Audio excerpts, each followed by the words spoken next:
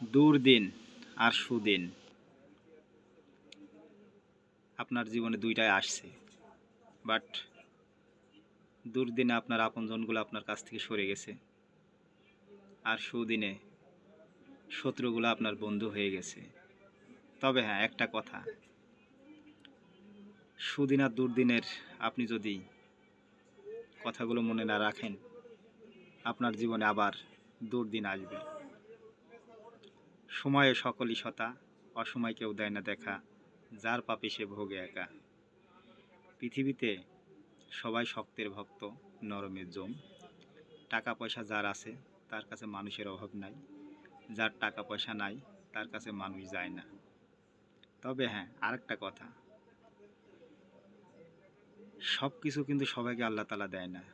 সাময়িক আপনাকে সুখ দিছে, এই কারণে যদি আপনি আল্লাহ তাআলা কিংবা মানুষজন কিংবা প্রতিবেশী আত্মীয় স্বজন এদের কাছ থেকে মুখ ফিরায় নেন, তাহলে কিন্তু আপনার সামনে আরও কঠিন দিন।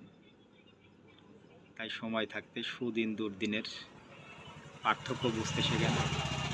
টাকা পয়সাটা কীভাবে ইনকাম করেছেন আর কীভাবে খরচ করেছেন তার একটা হিসাব রাখেন।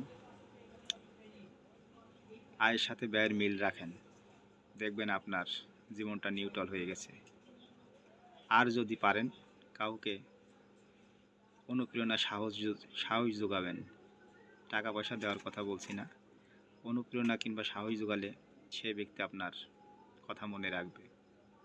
পারলে কারোর উপকার করেন, না পারলে ক্ষতি করার দরকার নাই। পৃথিবীটা 2 দিনের জন্য, আজ আছি কাল নাই। আমরা সবাই চলে যাব, থাকবে শুধু স্মৃতি।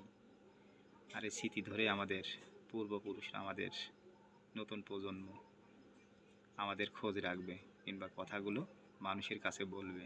এটাই বাস্তবতা। অবশ্যই ভিডিওটা ভালো লাগলে সাবস্ক্রাইব করবেন চ্যানেলটি, বেল বাটনটা অন করে দেবেন। Thank you.